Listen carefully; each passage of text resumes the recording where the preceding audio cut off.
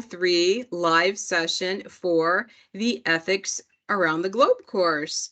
This week, our topic is virtue and character. We'll be looking at Aristotle's virtue ethics and Buddhism. They have a lot in common because both of those moral theories focus on virtue and character. Instead of focusing on actions, they're focused on the type of person that you are.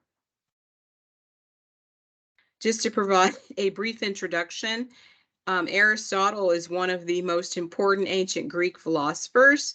We started out in Module 1 talking about Socrates, who lived in 500 BC. Socrates taught Plato, who lived from 429 to 347 BC. And then Plato taught Aristotle. During the Middle Ages, Aristotle assumed the title of, he was considered to be the philosopher. So Aristotle is considered to be one of the most important philosophers in history. He was a pioneer really in scientific empiricism, which is learning through observational knowledge, looking at nature to acquire facts, and his virtue ethics. He wrote a book called The Nicomachean Ethics, named after his son. So we will be looking at Aristotle's virtue ethics. Virtue ethics, Latasha, is different from what we were speaking about last week. Last week, we learned about Kant's duty-based ethics, and we also learned about Jeremy Bentham's utilitarian ethics. Both of those are focused on acts. Kant believed in the categorical imperative, following universal moral laws, observing your duties and your rights. Jeremy Bentham said that the morally correct action has the best consequences for the majority of the people, leading to the greatest pleasure and the least pain. Well, Aristotle is not focused on either one of those theories. He's not focused on actions at all. He's focused on human virtue. So happiness is very important for Aristotle. He wrote a lot about how to live a good life. For Aristotle, happiness was human flourishing. So in the Module 3 discussion forum, Latasha, you're being asked to write a view of what your life would look like after 99 years and what the happiest moments were and how virtue helped you flourish. Did you get a chance to participate in the Module 3 discussion forum? Unfortunately, I didn't, because that was the day after I had went to the doctor, and I was feeling real bad Sunday, Monday, Tuesday, Wednesday. Like I said, today was my first day actually being able, because I had to push through work. So not a problem. You still have until Sunday to participate in the Module 3 discussion forum. So just be sure to take a few moments, reflect on, if you lived a life of 99 years, reflect on the moments that you think would be the happiest and how acting and behaving ethically helped you flourish in your life. So everyone can participate in the Module 3 discussion forum, and be sure to reply to one of your classmates' posts also by Sunday, because that is when the module ends. So Aristotle realized that one's virtues and vices are often at issue in their friendships. Have you ever had a friend, Latasha, who really influenced your actions?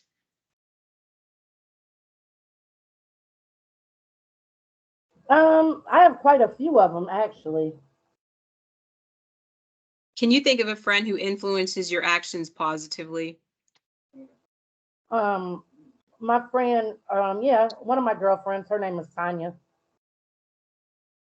That's Yeah, great. I'm in a sisters group. I have some coworkers that I've worked with either 20 plus years, because I've been at my job almost 20 years. So I have girls that we work together, and that's why I said I have a couple of them, because they are so supportive behind me. They've pushed me. They've been there for me when I went through the things that I have went through. So yeah, and then I have a best friend of 32 years, and she's supportive, and but my girlfriends, they're more supportive, because some of them are more like school is the most important thing right now. And yeah, so Fantastic. So let's talk about the three forms of friendship that Aristotle recognized, and you can figure out which category your friends fall in. The first one is usefulness. This is the first level of friendship. Many would describe an acquaintance or even a business connection as a friendship that is based on usefulness. Like if you have your favorite cashier at Target or your favorite barista at the coffee shop. You may have a sort of useful casual friendship with that person. You may say hi to them, look at pictures of their pet, ask them, how their spouse has been doing. So long as you're in the coffee shop or you're, shopping at Target and you see that person as a business acquaintance. But usually, once the usefulness is gone, once you stop going to that particular Target, then that friendship is usually over with. So that's considered the first level of friendship. It's kind of a shallow level of friendship. Now, the second level of friendship is pleasure or enjoyment. It sounds like you have a lot of people, Latasha, that would fall in this category. You enjoy the company of the other person, and they enjoy your company. With this level of friendship, you share mutual interest. This might be a friend that you play cards with, or go to concerts or sporting events with. Many of the relationships considered friendships in contemporary society fall into the category of pleasure or enjoyment. Now, the highest level of friendship, and I'm sure you have people that fall into this category, Latasha, is what Aristotle considered true friendship based on mutual well-being. These are very rare friendships.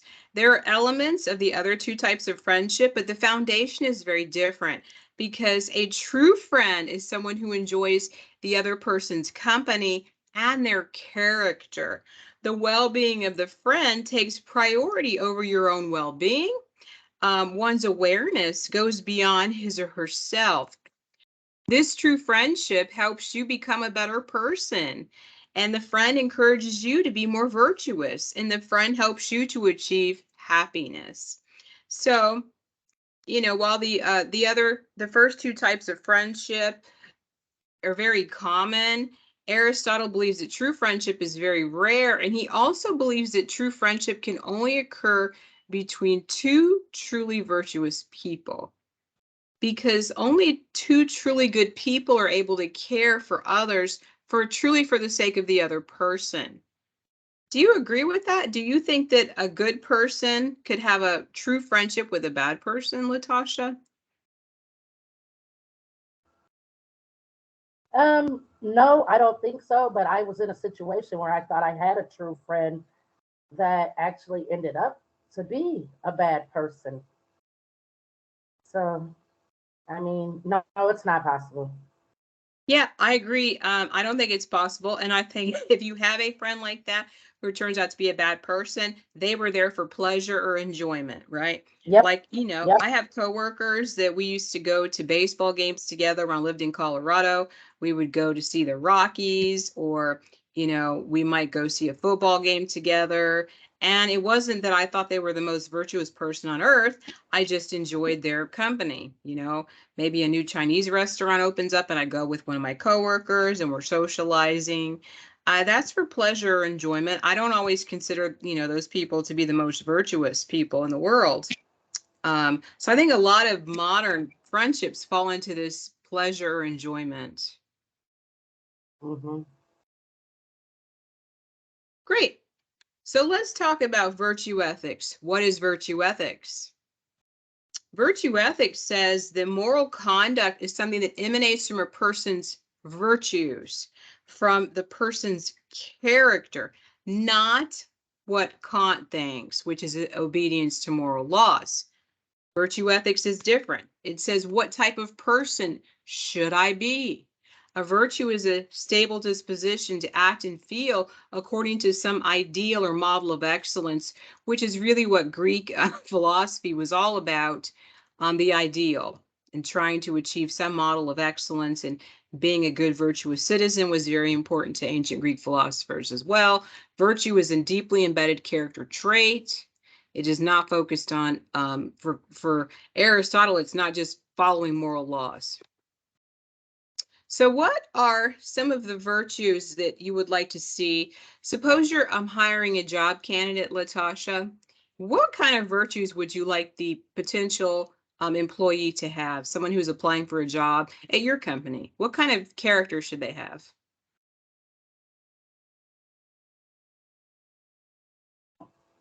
I think it depends. Well, no, it really doesn't depend on what kind of business I have, but I'll go with healthcare since I am in healthcare. I would probably require someone that is diverse. I would need someone that is honest and not like we were talking about change, that's not afraid of change, and respectable and with a good personality and good customer skills. Great. And when you say the person's diverse, do you mean like respects diversity? Mm-hmm. Yeah, Yes. because that's the Good. way of the world now. I mean, you have so many different ethnicities, especially in the medical field. And the more you know and the more you're able to be acceptable to those people, it goes a long way. It really That's does. terrific. Great job. So some of the moral virtues that we traditionally think about would be fairness, benevolence, honesty, loyalty, conscientiousness, courage. I know all of those virtues are very important to me personally. I do not like dishonest people. I don't like that. And I don't lie. Very rarely would I be in a situation where I'm lying. I believe in fairness. I personally believe in benevolence. I believe in telling the truth. I believe in being loyal. I believe in being conscientious, and I also believe in being courageous. Not everybody does. So these are some of the moral virtues that Aristotle feels that need to be displayed for someone to have an excellent character. So Aristotle believes that virtue can only be learned by practicing it. Moral virtue comes around comes about as a result of habit. We become fair by doing fair things. We Yep. become temperate by doing temperate things. We become brave by doing brave acts. Like, in high school, a lot of people do not like public speaking. It scares them. Well, the only way to get over that is to do it, to get out there and speak publicly. And to show courage is the way to become courageous. So we become just by doing just acts. If you want to know who is benevolent, look to see who's doing for other people. Look to see who's being generous. Look to see who's giving of their time, right?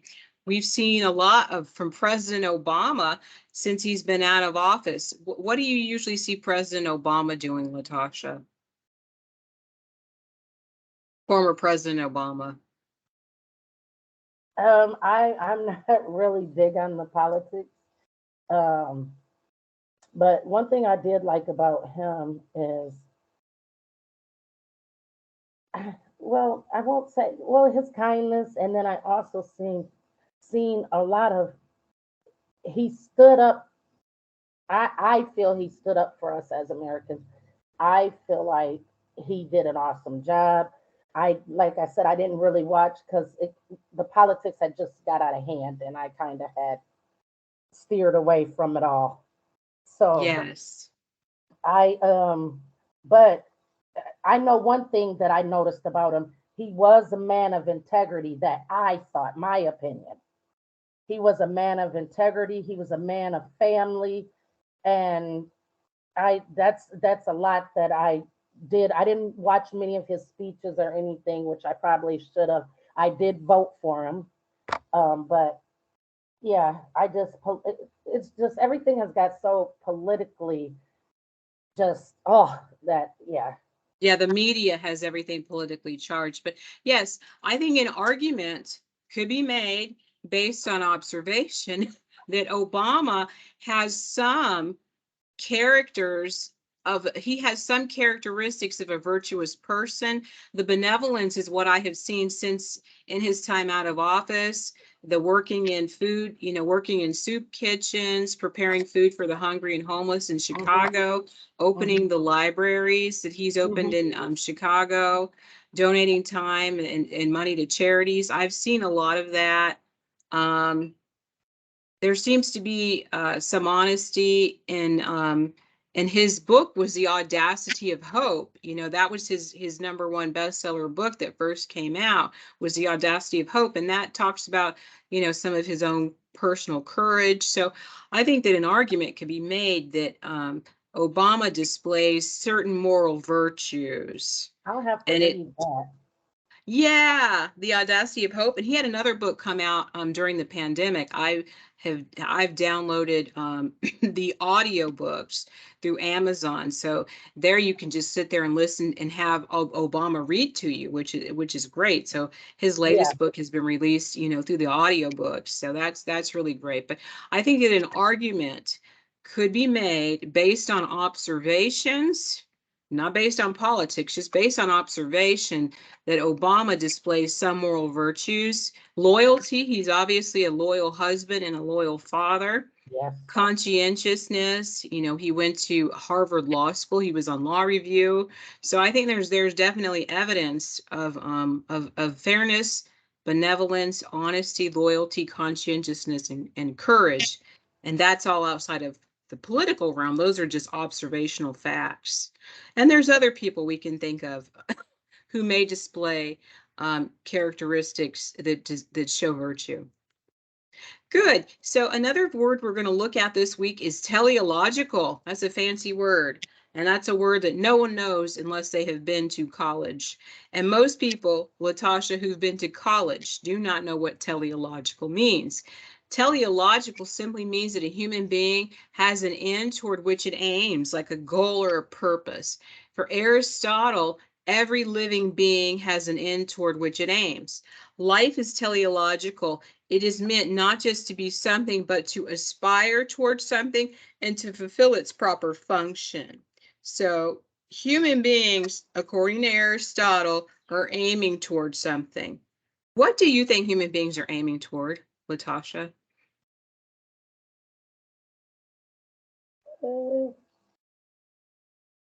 What are you aiming for? I'm aiming for success, enjoyment, um, prosperity, and just love and life, and that. Yep, that's most there. Great.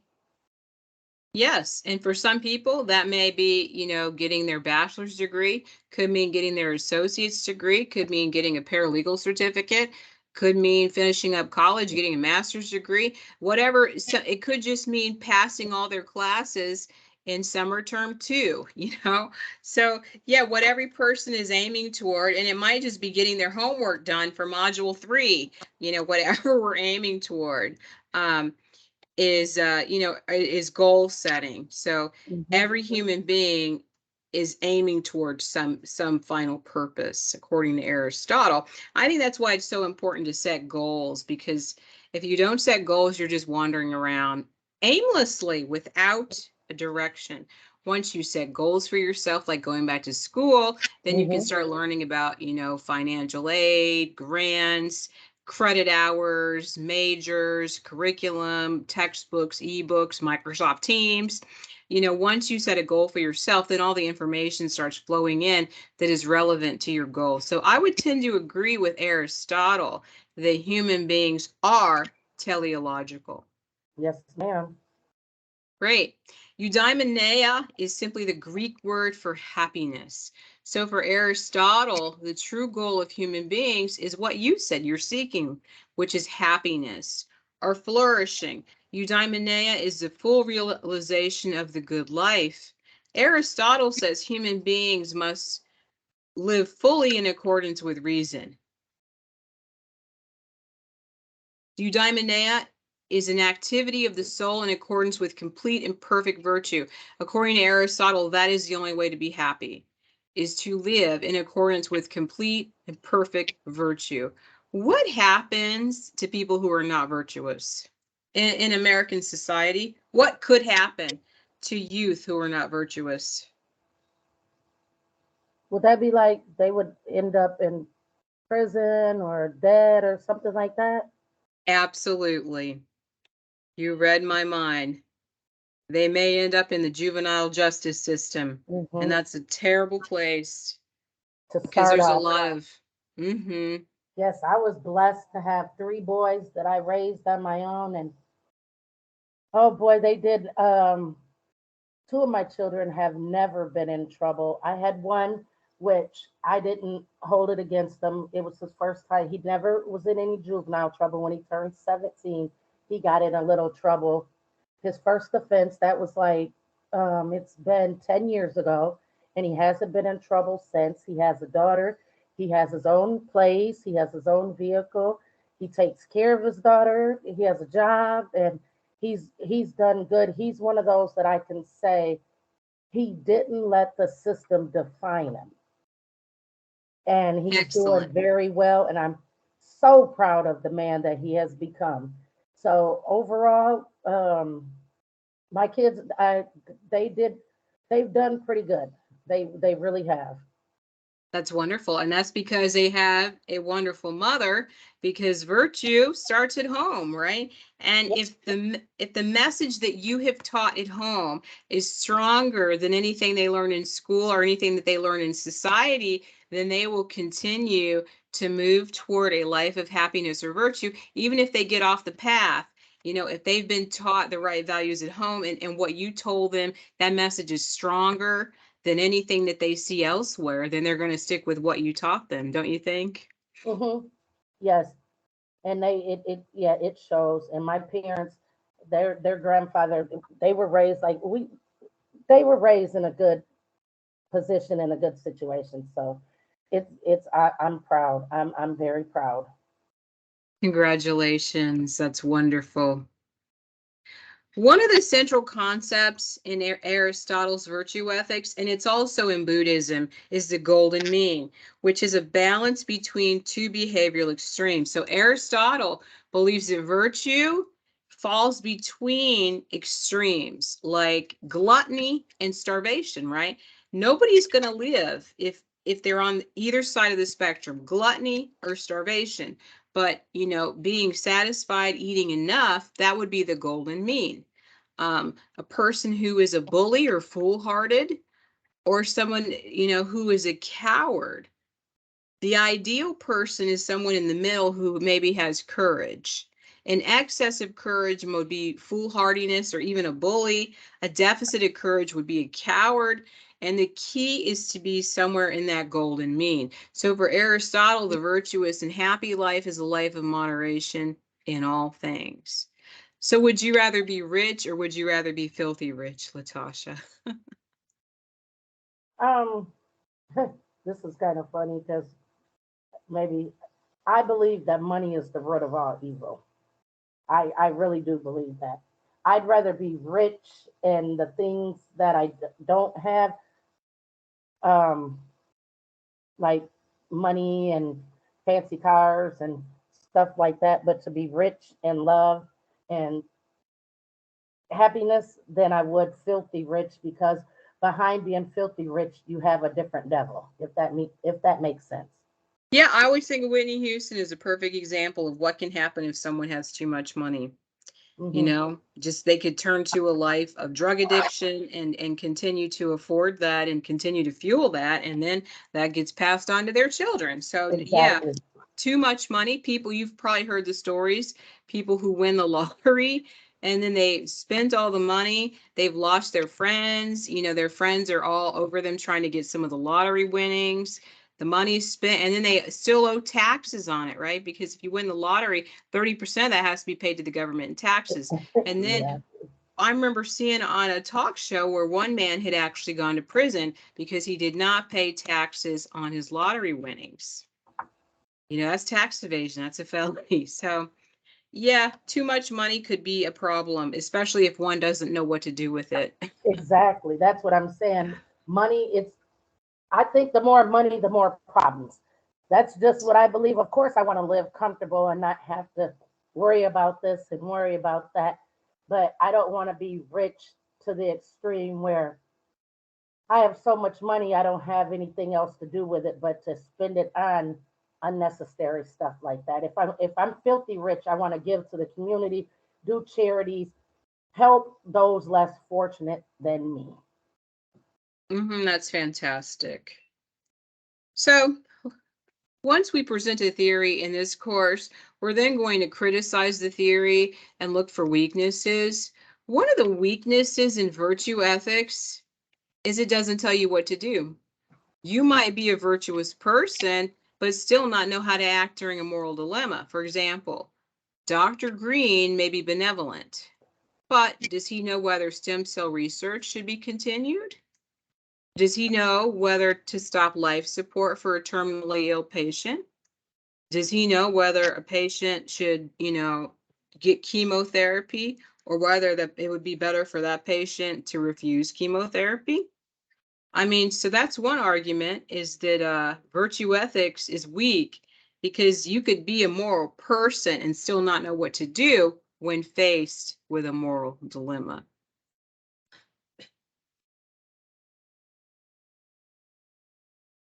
Any questions or comments about virtue ethics? No, so far I'm good. Excellent. Well, we are halfway through our Module 3 live session. And for the rest of the live session, we're going to talk about Buddhism. So we are going to go back to ancient times. We're going to go back before Christ, back to 500 or 600 BC. We're going to talk about Siddhartha Gautama, who is the Buddha or the enlightened one. So Buddhism originated in India around the same time that the Greek philosophers were theorizing about their ideas. Siddhartha Gautama was born. He lived from 536 to 476 BC. He grew up in luxury because he was a prince and he was expected to become king. His father tried to save him from suffering since he was a prince. However, the Buddha was different. After encountering the suffering of others, he saw that something was wrong. He gave up his princely life in the future of becoming a king to find a way to overcome suffering. And throughout history, some people have done that. They've given up all of their money to try to figure out how to end suffering and how to live a straight and honest life, giving away the wealth which they believed was the root of all evil. Some of the central ideas in Buddhism would include enlightenment, karma, skillful means, wisdom, non-attachment, compassion. According to Buddhists, the question is, why act morally? And the answer is to achieve enlightenment or nirvana, which is the ultimate goal, to escape the cycle of suffering, which is known as samsara. Karma is a very important concept also in Buddhism.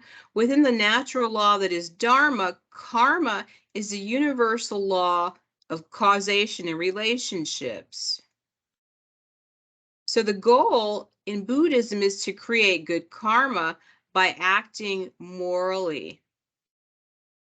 And if you act immorally, that creates bad karma.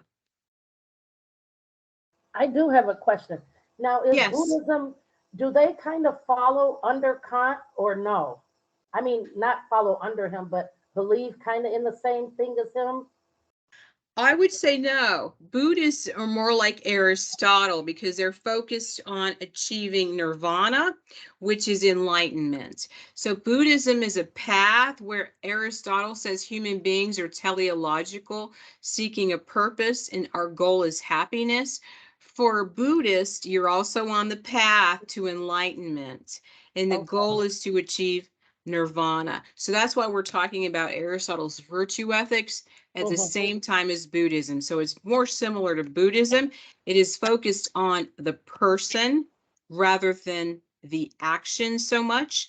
And, it is focused on concepts and being on the path to enlightenment. And as you're on that path to enlightenment, the goal is to escape all of the suffering that the Buddha experienced and to achieve this state of nirvana, which is just pure pleasure. Okay. So we've all heard about karma, and karma is a central concept in Buddhism. Good karma is generated by acting skillfully. Bad karma is generated by acting unskillfully. How would you apply this to the medical profession? So if you're working in a nursing home and you're treating patients, but the employee is unskillful, what happens to the patient if they're being neglected or treated in a manner that by someone who is unskillful?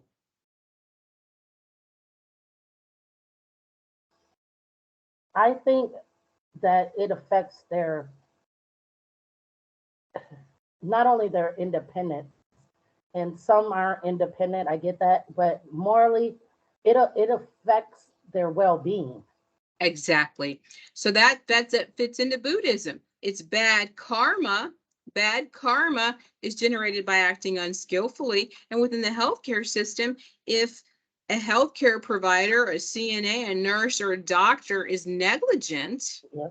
then that translates into bad treatment and it hurts the patient's well-being. Yes. According to Buddhism, good karma is generated by acting skillfully, carefully, paying attention to the needs of the patient, for example. That's going to help the patient get better, carefully administering their medicine on time, the accurate medicine, and checking their vital signs on time, following the doctor's orders, being sure the patient is fed in a timely manner, etc. That would create good karma. And in turn, it helps the patient when the healthcare provider acts skillfully.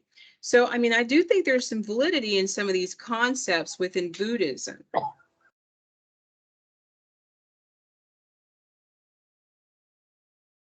So let's talk about getting on the path to enlightenment.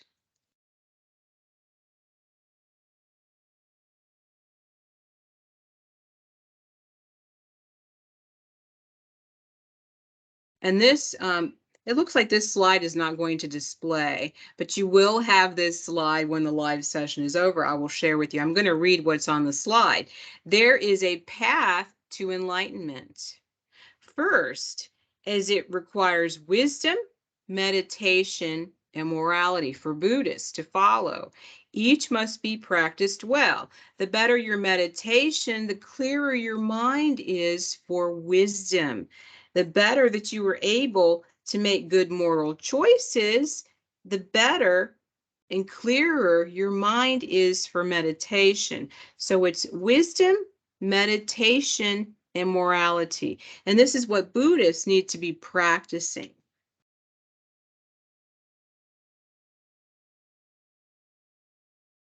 Let's talk about the 5 precepts of Buddhism. 1 is to abstain from intoxicating alcohol, to abstain from killing or harming, to abstain from false speech, to abstain from the misuse of any sensual pleasures, and to abstain from anything that clouds the mind. So there's a very strong focus on avoiding harm to others. And that may be similar to utilitarianism, which believes in minimizing harm, maximizing pleasure. Let's talk about metta. In Buddhism, metta is love and kindness. It's a feel of happiness for all human beings, warding off of hatred and fear. It's to be expressed to all beings like a mother's love for her child. It should be practiced daily in life and in all times of actions. Meditation is always focused around the ideal, with a full understanding that its meaning must be realized. So loving kindness is a central concept in Buddhism. Harmlessness, again, Life is sacred, and the destruction of life is morally wrong. Some of the Buddhists and the monks actually used strainers for their water because they did not want to harm any small animals that might be in the water. Now, of course, I'm drinking Aquafina, so I would hope it's been through reverse osmosis. There's no small animals in this water. But, again, back in the times of the Buddha, there very well could have been some kind of impurities in small animals and insects in the water. So because Buddhists don't believe in harming any living being, they would want to strain that before.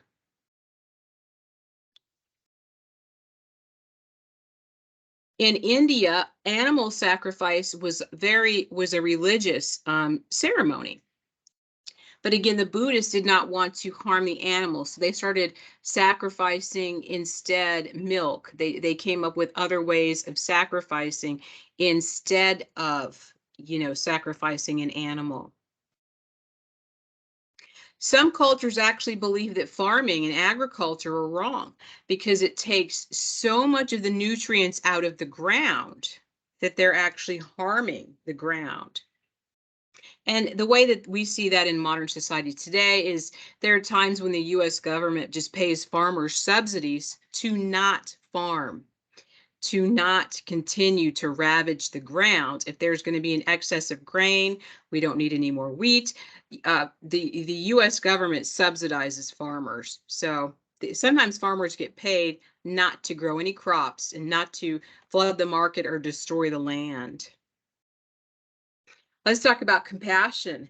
Compassion in the Bodhisattva is central in Buddhism. The Bodhisattva is anyone who is destined for enlightenment and anyone who is on the path for enlightenment, seeking to achieve nirvana. So how did the Buddha eventually find the path? Well, the Buddha was starving. He was in a deep meditation, and a woman walked by and offered him some rice. And that's when he realized that starvation was not the best way to achieve nirvana, but instead he needed to find the middle way, which is a life of moderation in all things. So it's very similar to Aristotle's notion of the golden mean. In Buddhism, it is called the middle way, and that's how the Buddha eventually found the path to enlightenment. So let's talk about your Module 3 assignment. It is to create a help wanted ad. So you want to create a help wanted ad for an entry-level marketing position. Do not change the name of the company. Do not change the name of the position. It is for Added Up marketing firm. It's the help wanted ad is for an entry-level marketing position. You want to make sure you describe the job and the virtues that the ideal candidate would need. You should also consider putting how someone could apply for the job, whether it's a website, an email address, etc. And that written assignment is due on Sunday, August 28th. And we've already talked about the fact that we have an active discussion forum. Please feel free to participate in that by Sunday, presenting your reflection of life that highlights your view of flourishing.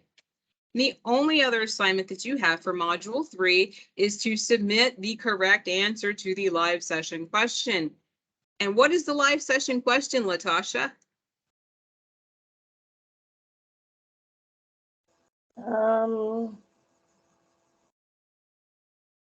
I don't know. Can you see that slide?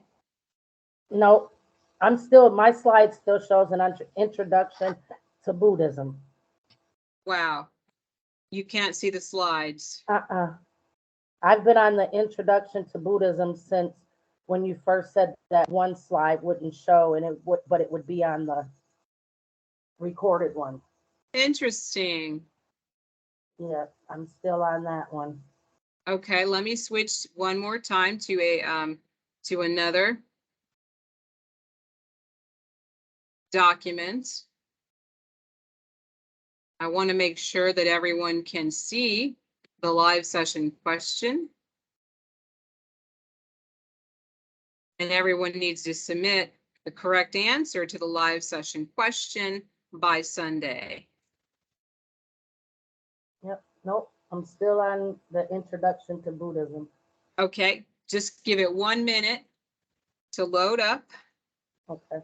It is preparing the slide presentation. What do you see now?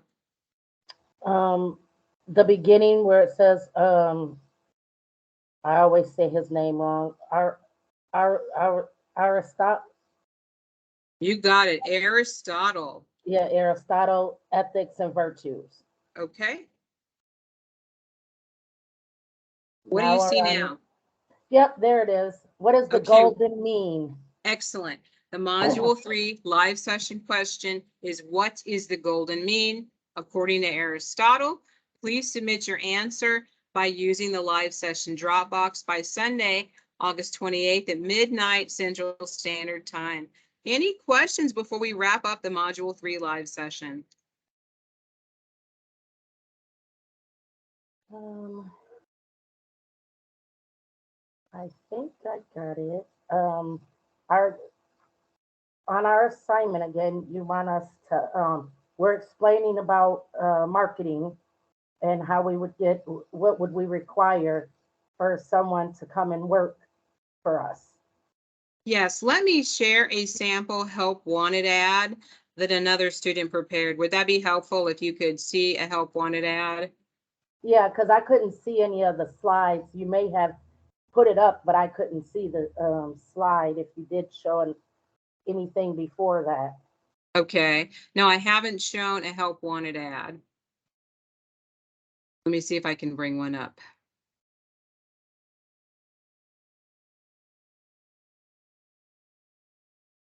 I am going to.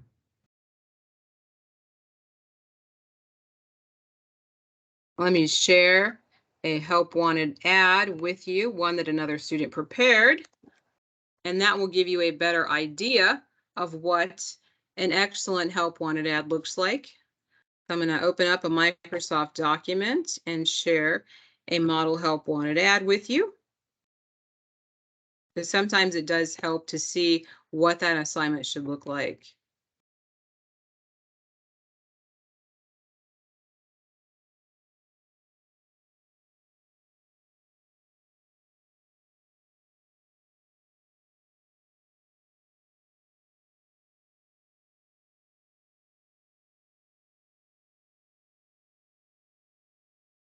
Okay, can you see it?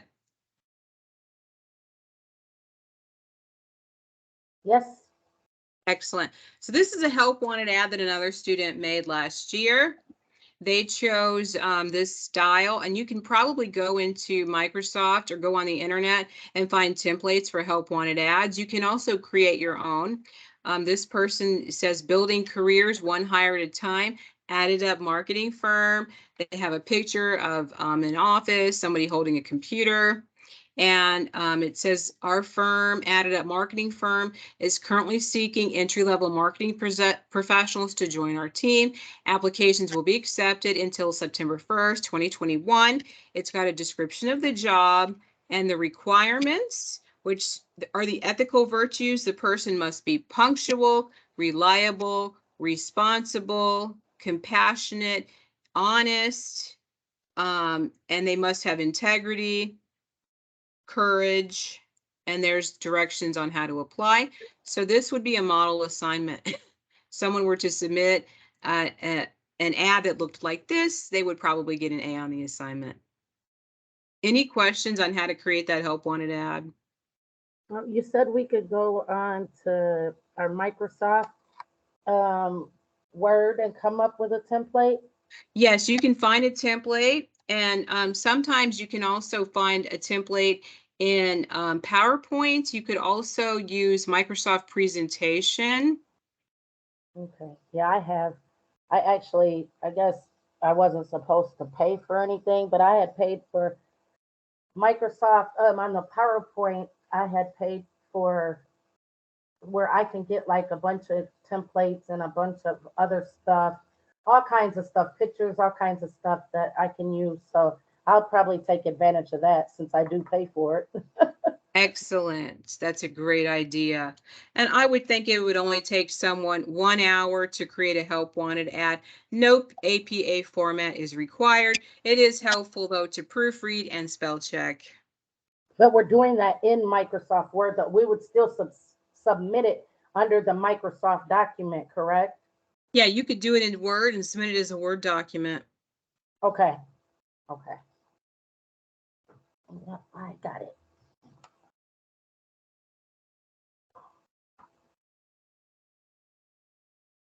Thank you so much for your participation in the Module 3 live session, Latasha. If anyone has any questions or concerns, I'm only an email away. Feel free to email, call, send a text message, and I will respond to you promptly. Have a great weekend, everyone. Thank you. You too. Thanks, Latasha. Thank Glad you you're so feeling better. much. Thank you. Bye. Bye-bye.